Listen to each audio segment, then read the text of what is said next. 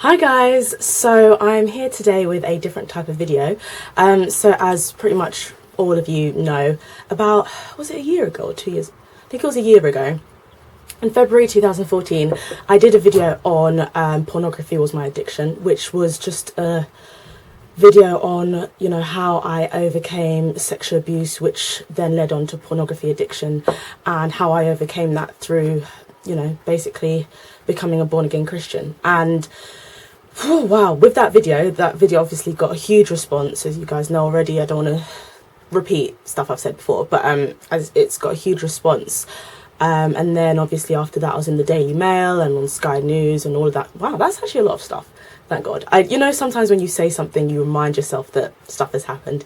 Anyways, so because of all that, I started getting a lot of emails, which I got before, but obviously now I get them more regularly, and a lot of what I say in my emails was becoming repetitive. So I did a blog post called How I Conquered My Pornography Addiction, and I'm really sorry if you guys see my hands. I have fake nails on, but some of them have come off. That's really gross, but I just need to tell you just in case you clock it.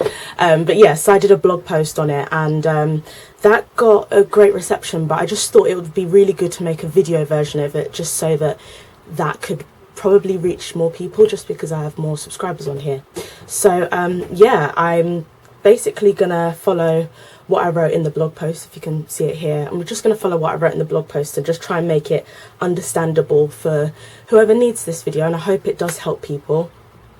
And yeah, I mean, this is just how I was able to overcome pornography addiction.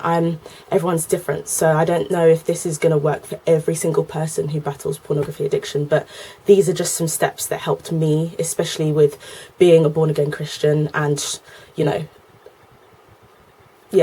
that's just, yeah, this is the tale of how it helped me. So yeah, I hope it helps people out there. So now, when I first became a born-again Christian, I know this is, one, difficult for a lot of people to believe, and two, very unconventional and different for a lot of people, Christian or not. When I became a born-again Christian, any trace of pornography addiction or even the pain of sexual abuse honestly did disappear from literally day one. There was just, I can't explain it. It was completely different for me. But the one thing I was scared of was that, I'd tried to be a Christian, a serious Christian before, and it didn't work. And, I'd find myself falling back into sin again.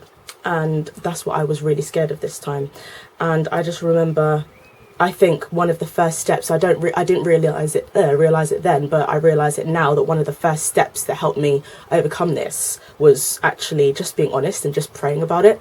And at the time I didn't realize I was doing that, but I remember just being in my bath and just being in my bathroom and just being so upset and just so scared of returning to how I was before, just becoming a slave to something, and just feeling so dirty and so ashamed of myself again. And I didn't want to feel like that.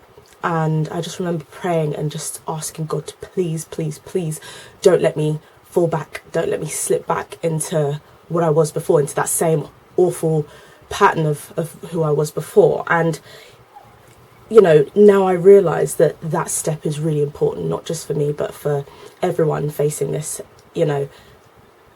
Whether you're religious or not, this is something that worked for me. And praying was one of the first things that honestly did help me. It's weird, it kind of helped me get the strength to carry on and kind of have faith as well that someone bigger than me is going to give me the strength to completely defeat this thing. And it did. And it wasn't hard as well. That was the best thing. It wasn't even difficult. It was so easy. It wasn't even like I was continuously tempted. It was just from day one, it was just gone. And praying and just being honest with God and just actually telling God how you feel, and just being like, God, this is something that had a really big, strong hold over me, and I don't want to go back to the way I was. And just being honest with God is one of the best ways to defeat anything in your life, I think, because you're being yourself. And if you don't have any secrets, then you're just shining so much light in all the dark areas of your life, because you're bringing it to God, who is light, who is, who's bigger than us. So yeah, that's one of the first things I did. Now, one of the second things I did was actually change my thinking. And, you know, I'm just reading this blog post, and, you know, I'm just feeling led to just read a bit of this out for you guys. So I wrote, I needed for so long to realize I wasn't unclean, sorry, that I wasn't dirty, that there was absolutely nothing wrong with me. And the thing that changed that was my own thinking. Someone told me that if we are made in the image of God, and if he is perfect and lovely, there is no reason why we can't be the same. All the thoughts about sex, about myself, weren't from Dad, God, and that wasn't my fault. That was the result of everything I'd been through, everything I'd been exposed to since the age of 5. Now, a lot of people who've been sexually abused can relate to what I just said. I think if you haven't been through that, you won't get what I'm talking about. But, you know, it's getting me upset just how much time was consumed thinking about, you know, sex, or thinking about not even just so much sex, just everything was just so physical, because that's all I knew. That's what I was taught from a very young age. And the first stages of your life are so important, because you grasp so much, you soak everything in like a sponge. And that's all I'd been exposed to. And a lot of people who've been sexually abused can relate to that. That's all they've been exposed to. And one of the first things that you can do to just help yourself along overcoming that is, one, to realize that those thoughts aren't from you, and they're not from God, and they're not your fault. They're from, you know, things that you've been exposed to. They're from people who have put these things into your life at a very early age, an age where you're susceptible to picking up so many things really, really quickly. And I think when you get rid of that kind of thinking, you get rid of your guilt, because you realize, wow, this isn't me, this isn't my fault, this isn't anything I've done, this is a result of things that people have done to me, or things that I've been exposed to because of certain people. And once you change your thinking to that, and embrace that that way of thinking about sex and pornography and all of that stuff isn't you, it doesn't stem from you, that's when you can start to forgive yourself, and you can start to heal, because you're not condemning yourself. You've finally accepted that you're not unclean, you're not dirty, you're perfect the way you are, you're lovely the way you are, and the only reason you're thinking like this is because of things that have been put on you. But you don't have to put that on yourself anymore. And one of the main things as well that I mentioned in my other video was talking to someone, and I didn't realize until after that video came out how important it is to talk to someone, because for me, pornography was my addiction, was actually a healing process for me. It has helped thousands of people, but I didn't even realize that it was a healing process for me until after it had been released. And once you say it out loud, I don't know what it is, but once you say it, and once you're like, this has happened to me, I feel like, one, you can begin to process, because you can begin to see where things have gone wrong, not because of you, but because of, you know, whoever abused you, or what you were exposed to, whether that be pornography or sexual abuse. You start to realize when things went wrong, what age things went wrong. Sometimes for us who have been abused at a very young age, sometimes we can't remember certain things, and talking about it helps you to, it's almost like you're cleaning up, because you're getting everything starts to make sense in your head. I hope that makes sense to you guys. But yeah, talking to someone it's a big healing process. And I think it's acceptance as well. It's acceptance of, this has happened, and telling someone means that now I don't have to face it alone. So yeah, that it's one of the main things I think that everyone struggling with this should do.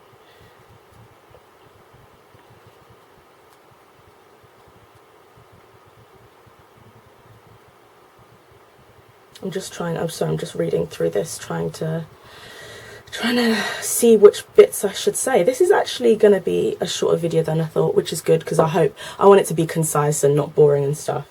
Now, the next thing that helped me to defeat my past was to get closer to Dad, and to get closer in your word. Now, if you guys know me, obviously, sometimes I don't really, I only refer to God. I only say God in my videos so that you guys can understand. When it's just me and God, I call him Dad, or I call him Abba.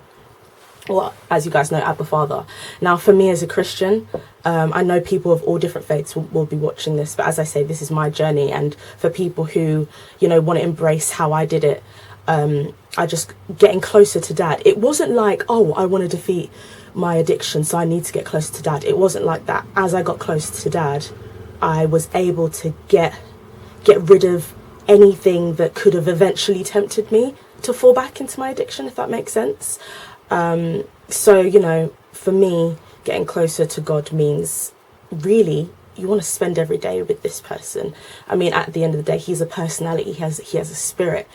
And I feel like, you know, people need to see it as when you start talking to someone you fancy, you want to talk to them all the time. That's kind of how you have to see it with God. If you want to, I mean, this is for Christians in general, I think, not just for people who suffer with addictions of any kind. I think if you want to get close to God, you want to really start spending time with him every day. And that doesn't have to be for hours on end.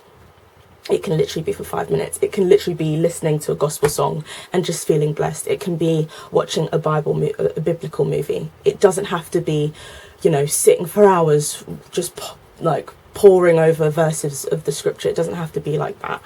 And one thing that I mentioned in here was just having maybe this app called Our Daily Bread, which I found really useful. It's Audible, so I can listen to it if I'm in bed.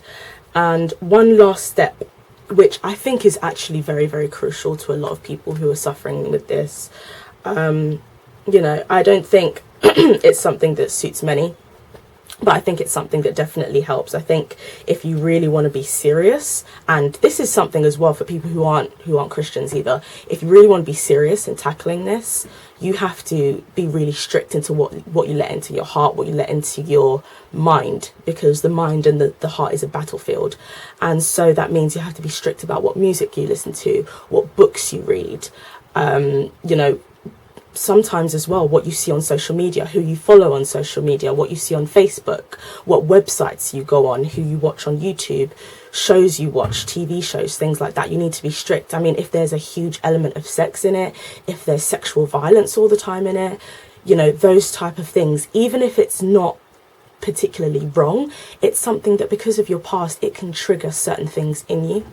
And I mean, it's fine if you can manage it, but if you really want to take it seriously, and in the early stages as well of overcoming pornography addiction, is something you need to be really strict with. I mean, alcoholics are the same. They pretty much stop everything. And, you know, that's something that I think is really useful, because if you're kind of letting drips of it into your life, your mind is going to start thinking, okay, I'm being exposed to sex and all of this stuff. And, you know, I'm not saying you can't watch a sexual scene in a movie. I'm just saying that anything that has hints of a pornography type theme, you need to stay away from. Music that is all about sex, music that is heavily sexualized, isn't something that's going to help you move away from your addiction.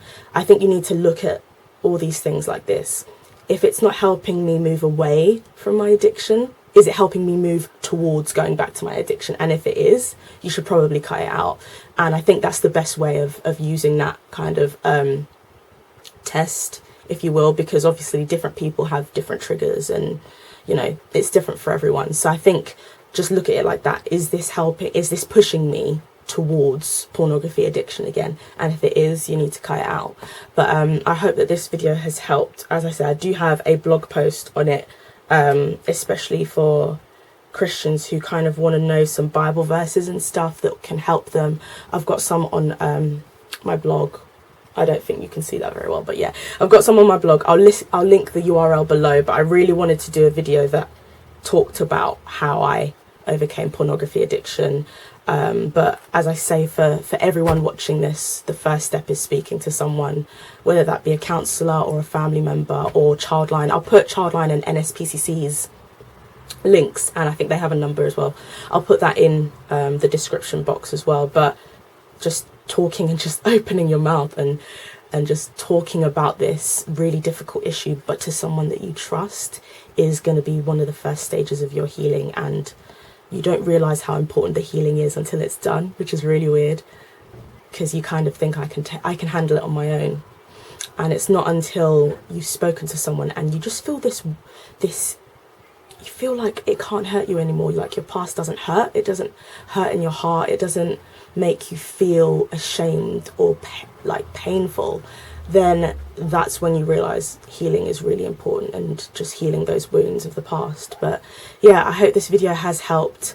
If you liked it, please thumbs it up. If you want more videos kind of like me talking about pornography addiction and, you know, sexual abuse and, you know, confronting those issues, then please comment below and stuff, and subscribe as well if you're not subscribed already.